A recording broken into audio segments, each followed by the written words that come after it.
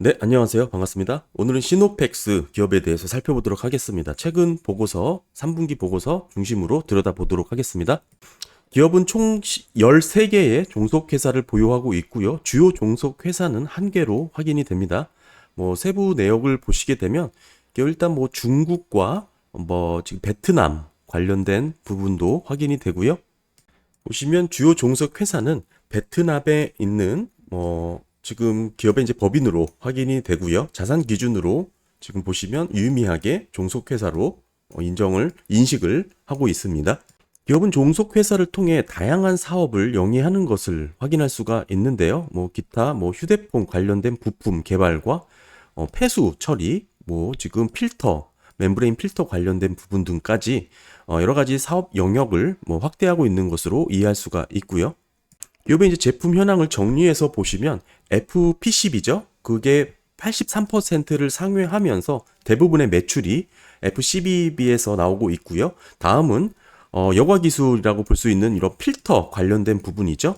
물 정수하는 그런 걸로 이해하실 수가 있고, 여기 한 16% 비율로 지금 기업은 구성이 되어 있습니다.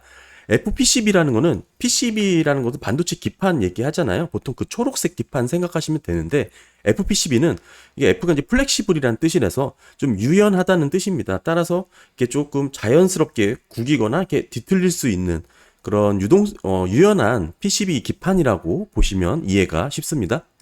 기업의 이제 수출 비중이 제법 많이 잡히고 있고요. 22년 3분기 기준으로 74%의 수출 비중을 보이고 있습니다.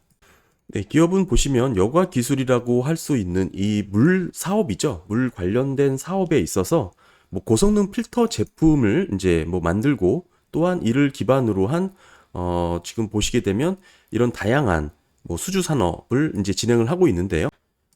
물 사업 관련된 제조, 판매, 이렇게 보실 수가 있고요.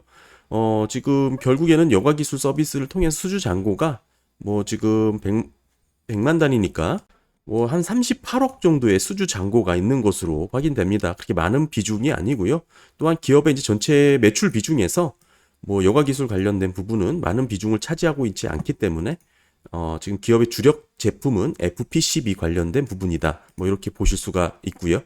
기업은 전반적으로 43억 원, 44억 원 수준의 연구개발 비용을 지출하고 있고요. 대부분 판관비로 처리가 하고 있습니다. 비용 처리를 그때그때 하고 있는 기업이고, 매출액 비중이 4%를 상회하고 있지만 22년 3분기 기준으로 35억 원 수준이니까요. 어느 정도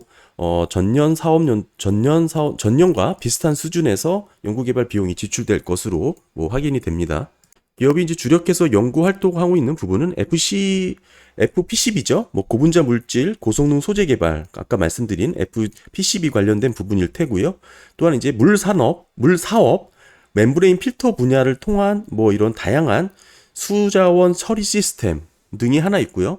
또 하나는 이제 수소차 등과 관련된 연료 전지 관련해서도 또 연구 개발을 또 집중하고 있습니다. 기업이 영위하는 이 필터가 즉 수자원 관리 이 제품은 이 반도체 공정에 이제 깨끗한 물을 공급하는 그런 필터를 만드는 기업이라고 보시면 되고요. 더 나아가서 연구 개발을 하는 그 부분은 특히 중점적으로 볼만한 부분이 자동차 연료 정지용 이 광화막 국산화 관련된 연구 개발 성과가 또 있고요.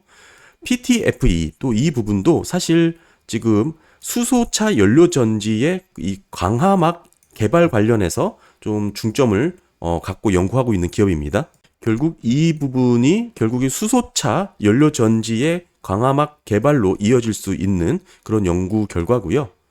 결국에 기업의 이제 주요 매출이 이제 FPCB랑 아까 여과 기술 관련된 말씀드린 이 멤브레인 분리막이죠. 강화막 관련된 필터 제조, 가공을 판매하고 있는 그런 기업이고, 이런 쪽으로 연구 개발에 대한 집중과 어느 정도 성과가 나오고 있다. 이렇게 보시면 될 것 같습니다. 특히 제가 아까 말씀드린 수소차 연료전지의 강화막 개발 관련해서는 지금 최근 미국이 친환경 에너지 관련해서 중점적으로 드라이브를 걸고 있는데, 어느 정도 중간 선거 이후에 지금 공화당의 이제 정책이 태양광뿐만 아니라 수소라든지 이런 쪽으로도 집중 또는 보완될 것이라는 전망이 다소 나오고 있죠. 따라서 이 부분도 좀 관심을 갖고 지켜보시면 좋을 부분이다. 뭐 이렇게 좀 생각을 하고 있고요. 결국 수소 연료 전지 사업 관련해서 어느 정도 모멘텀을 받을 수 있는 기업 중에 하나다. 뭐 저는 그렇게 보고 있습니다. 그래서 쭉 보시면 뭐 다양하게 지금 현재 지금 기업의 주요 매출 구성과 더불어서 뭐 자연스럽게 뭐 이런 부분들의 이제 연구개발 활동이 이루어지고 있는 부분이 상당히 긍정적이지 않나 저는 그렇게 보고 있고요. 뭐 일단 실적을 먼저 보겠습니다. 네, 연결 기준의 손익 계산서고요. 뭐 지배 비집 일단 구분 보시게 되면 뭐 일단 연결 기준으로 실적을 보셔도 크게 뭐 무리가 없어 보입니다. 최근 보고서를 살펴보기 전에 지난 3, 4, 5년도 기업의 이제 실적을 어느 정도 추이를 한번 보겠는데요. 매출액은 지금 보시는 것처럼 어느 정도 안정적인 발생이 이루어지고 있고요. 다만 영업 손실, 영업 이익 관련해서는 166억 원에서 46억 원 적자가 났었고 작년에 52억 원 흑자가 나는 뭐 이런 어느 정도 부침이 보여집니다. 뭐 이와 관련해서 자연스럽게 당기 순이익도 비슷한 추이가 흘러가고 있고요. 시노펙스의 이제 별도 기준으로 보게 됐을 때는 영업이익의 적자 없이 뭐 꾸준히 이제 유지됐다라는 점을 본다면 뭐 그렇게 지금 20년도의 영업 적자는 뭐 어느 정도 뭐 그렇게 크게 뭐 확대 해석할 뭐 우려는 없다고 일단은 보여지고요. 특히 당시에도 실질 영업으로 벌어들인 현금 자체는 뭐 그렇게 적자가 아닌 상태로 이어져 왔기 때문에 지금 당시에 이제 영업 손실은 어느 정도 매출 규모의 하락이 조금 확인이 되고요. 이와 관련해서 이제 관련된 매출 비용의 지출이 조금 높아졌다. 결국 영업 이익률의 하락으로 이렇게 이어진 것으로 원인이 뭐 확인됩니다. 네, 일단 최근 보고서 다시 보시게 되면 매출액은 3분기 누적 기준으로 1,876억 원 기록을 했고요. 지난 분기 YY로 보시게 되면 약 17% 정도 증가한 부분이 확인됩니다. 더불어서 영업이익을 보시게 되면 지난 분기에는 적자를 기록했음에도 불구하고 지금 106억 원으로 상당히 어느 정도 실적 모멘텀이 지금 확인되고 있는 부분이죠. 당기순이익도 마찬가지로 25억 원 수준에서 127억 원으로 뭐 크게 증가한 부분 확인이 됩니다. 뭐 일단 어찌됐든 21년 대비 22년 기업의 실적이 어느 정도 안정화되면서 뭐 큰 폭의 상승이 이어지고 있는 것으로 확인이 되고 있고요. 네, 기업의 이제 일단 자산 뭐 현황인데요. 보시게 되면 기업의 지금 22년 3분기 기준으로의 자산 총계는 총 2,215억 원 규모고요. 그중 절반 정도가 유형자산으로 구성이 되어 있습니다. 뭐 전체적인 유형자산 상당히 높은 비중을 보이고 있는 기업이고요. 두드러진 부분은 지금 현금 및 현금성 자산이 21년 결산 대비 상당히 증가한 모습으로 확인이 되고 있습니다. 뭐 이 부분 한번 먼저 살펴보고요. 먼저 현금 흐름포를 통해서 자금의 흐름을 먼저 보시겠습니다. 영업으로 242억 원 뭐 벌어들였고요. 뭐 투자 활동으로 뭐 지난 분기보다는 좀 줄은 66억 원이 지출이 됐습니다. 뭐 이에 어느 정도 재무 활동 28억 원 정도를 뭐 상환하면서 뭐 재무 건전성을 좀 높였고요. 뭐 결국 이렇게 기업의 이제 현금이 이제 좀 높아지고 지금 축적된 모습으로 이어진 건데요. 원인은 영업으로 벌어들인 현금이 뭐 충분히 늘어났고 더불어서 투자 활동도 조금 규모가 뭐 축소되는 모습이 이어졌다. 뭐 이렇게 볼 수가 있고요.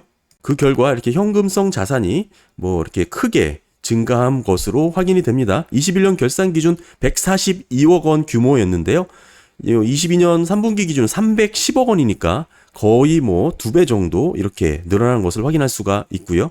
그 외엔 기업의 자산 구성이 뭐 그렇게 특이하지 않고 단조로운 모습이죠. 네, 다음은 기업의 이제 부채입니다. 기업의 부채는 총 1,148억 원 규모고요. 보시는 것처럼 단기 차입금에 대한 비중이 압도적으로 높습니다.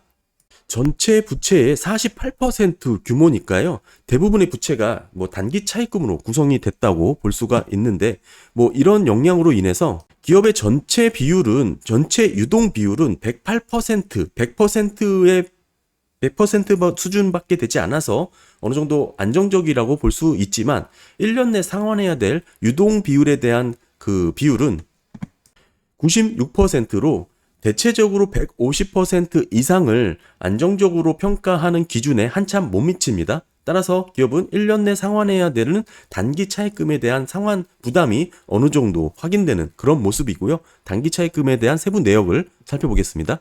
네, 기업의 단기 차입금은 보시는 것처럼 금융권에 이제 차입한 부분이고요. 이자율의 수준이 그렇게 부담되는 수준은 아니라고 평가를 할 수 있습니다. 기업의 단기 차입금의 현황이고요. 네, 다음은 뭐 전환사채가 좀 있습니다. 전환사채가 있고 뭐 기타 금융부채도 함께 살펴보면 좋을 것 같은데요. 여기 보시면 총 147억 원의 전환사채를 지금 보유하고 있고요. 결국에는 전환권 조정을 제외하고 97억 원이 지금 부채로 인식되고 있죠. 다만 전환권 조정과 뭐 상환 청구권 관련해서 64억 원 수준은 기타 금융부채로 뭐 계상을 했다. 뭐 이런 뜻이죠. 결국에는 보시면 전환사채 이 부분과 이 부분을 이제 합산해서 전환사채 관련된 부채다. 뭐 이렇게 뭐 평가하시고 보시면 좋을 것 같습니다. 98억과 네 63억 요 부분이죠. 합쳐서 아까 말씀드린 137억 원이었나요? 네, 147억 원 수준의 CB를 보유하고 있다. 이렇게 보시면 될 것 같고요. 네, 아까 확인했던 CB 전환사채의 이제 세부 내역이고요. 지금 현재 뭐 22년 3분기 9월 30일 기준으로 500만 주 정도가 전환 가능 주식수입니다. 전환 가액이 2,910원 기준이고요. 22년 3월 달부터 전환 청구가 가능했기 때문에 지금 현재 언제든지 전환할 수 있는 오버행 가능한 물량으로 보실 수가 있습니다. 2,910원 대비 현재 기업의 주가가 3,035원으로 뭐 일부 수익권에 있긴 한데 아직은 미비해서 그렇게 많은 전환 가능이 이루어질 것 같진 않고요. 뭐 어느 정도 주가가 조금 상승된 후에 뭐 전환 가능할 수 있는 그런 오버행 물량으로 좀 보시면 될 것 같고요. 그 외에 기업은 이제 종류주가 없고 뭐 보통주로만 지금 현재 발행이 되었고요. 뭐 스톡옵션 일부 있습니다. 쭉 합치게 되면 요거는 제법 많은 한 100만 주가 좀 넘어가는 물량이죠. 행사 기간이 지금 다소 뭐 1년 뒤, 2년 뒤니까요. 어느 정도 여유는 있다고 보여지고 행사 가격도 참고해서 뭐 비교하시면 좋을 것 같습니다. 다만 기업의 이제 전체 상장된 주식 수와 이제 비율, 뭐 희석되는 비율을 놓고 보면 그렇게 크게 부담될 수준이라고 보기에는 어렵고요. 다음은 기업의 자본입니다. 기업의 이제 자본 총계는 지금 1,067억 원이고요. 보시는 것처럼 지금 결손금이 어느 정도 계속 이어지고 있는 모습입니다. 물론 21년 결산 대비 결산 324억 원 마이너스에서 197억 원으로 많이 감소하긴 했지만 아직까지는 결손금이 이어지고 있는 그런 기업의 모습이고요. 기업의 자본금은 371억 원으로 전체 자본 총계 대비 약 30% 비율로 상당히 높은 구성을 갖고 있습니다. 거의 35% 가깝게 비중을 차지하고 있고요. 제법 높은 비중이라고 말씀을 드릴 수가 있습니다. 다행히 이익잉여금 늘면서 결손금이 줄어들고 있기 때문에 자본 잠식에 대한 우려는 뭐 지금 줄고 현저하게 줄어들고 있다. 이렇게 볼 수가 있고요. 자본 잉여금이 상당히 높았다는 부분은 기업의 이제 즉 주식을 팔아서 자본금을 늘려왔다는 것을 이제 가늠할 수 있는 부분입니다. 보시게 되면 20년도 프로탱 합병을 통해 지금 발생된 부분도 있고요. 전환권 행사를 통해서 뭐 이렇게 늘어난 부분도 확인이 됩니다. 네, 이것은 기업의 22년 사업보고서죠. 지난 3, 4년도 실적입니다. 아까 보여드렸던 부분이고요. 20년도부터 영업 손실이 나면서 결국 기업에 이제 큰 환경 변화가 있었던 부분을 이제 조금 체크해 보면 전체적인 이해가 되는데요. 일단 기업의 이제 자산 중에 지금 유형 자산의 비중이 상당히 높았다는 그런 자산 구조를 이해를 하시면 좋습니다. 네, 보시는 것처럼 유형 자산이 절반 넘게 자산의 구성을 차지하고 있다라는 거 요거 기억하시면 좋을 것 같고요. 결국 아까 확인했던 2020년도 기업에 지금 영업 손실이 발생할 정도의 뭐 과감한 어떤 환경 변화가 있었다는 것을 감지할 수 있는데요. 기업의 이제 캐펙스와 감가상각의 비교를 통해서 이해할 수 있는 부분입니다. 2019년도까지는 어느 정도 뭐 이렇게 비슷한 수준에서 뭐 시설 재투자 수준에 뭐 미비하게 이루어졌던 이 캐펙스 지출이 2020년 들어서부터 21년까지 이어졌죠. 간극이 제법 벌어졌습니다. 지금은 많이 지금 좁혀진 부분이 있고요. 이 벌어진 간격으로 인해서 기업의 이제 생산 캐파라든지 또한 사업 확대 뭐 이런 부분을 엿볼 수 있는 부분인데 지금 21년 들어서면서부터 영업 손실이 지금 흑자로 다시 전환이 됐고요. 지금 분기 보고서로 봤을 때도 지금 이어지는 부분이 더 두드러지게 지금 실적이 잡히고 있는 부분까지 확인이 되죠. 결국 이렇게 빠르게 기업의 이제 캐펙스가 늘 수 있었던 것은 뭐 중요한 것은 기업의 생산 시설을 확대하면서 공사를 하는 방법도 있겠지만 지금 당시 기업의 사업 보고서를 보시게 되면 2020년 기업은 이제 회사 합병 결정을 하게 되죠. 이 프론텍이라는 기업과 합병 결정을 내립니다. 이 프론텍이라는 합병 결정을 내리면서 결국에는 소멸되는 기업은 프론텍이고요. 이제 합병 후 시노펙스로 사업 영역이 이렇게 일원화되는 것이죠. 아까 말씀드렸던 PTFE 소재 관련된 사업 영역의 확장을 이제 목적으로 이렇게 회사 합병 결정이 됐고요. 지금 아까 말씀드린 멤브레인 필터 사업 통해서 진행하는 부분이 이 부분을 좀 보시면 좋을 것 같은데 이 자동차 뭐 관련된 부분들에 있어서 뭐 이 PTFE 멤브레인을 개발, 제조, 판매하는 것이죠. 결국에는 지금 프론텍과 함께 합병을 하면서 수소 연료 전지 관련해서 이렇게 드라이브를 거는 것으로 이해를 할 수가 있습니다. 그 결과 지금은 말씀드린 대로 뭐 실적 면에서 어느 정도 유의미하게 뭐 숫자로 잡히고 있는 것으로 확인이 되고요.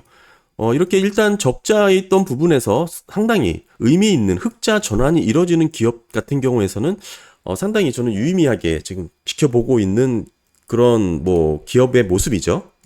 네, 종합해서 말씀드리면 시노펙스가 지금 현재 영위하고 있는 사업의 부분이 지금 향후 뭐 성장 가능성이 상당히 뭐 높은 그런 제품군으로 구성됐다라는 것을 뭐 엿볼 수가 있었고요. 특별히 또 이제 수소 연료 전지, 뭐 멤브레인 기술 관련된 뭐 이런 필터 부분에서 결국 수소 전기차에 들어가는 연료 전지용 핵심 부품을 또 이제 시노펙스가 기대감을 갖고 또 이렇게 뭐 모멘텀을 받을 수 있는 여력까지 뭐 이렇게 확장될 수 있다는 점에서 좀 관심 갖고 지켜보면 좋지 않을까 뭐 생각을 하고 있습니다. 네, 오늘 시노펙스 최근 보고서 살펴봤고요. 기업이 궁금하신 분들에게 다소 도움이 되셨길 바랍니다. 감사합니다.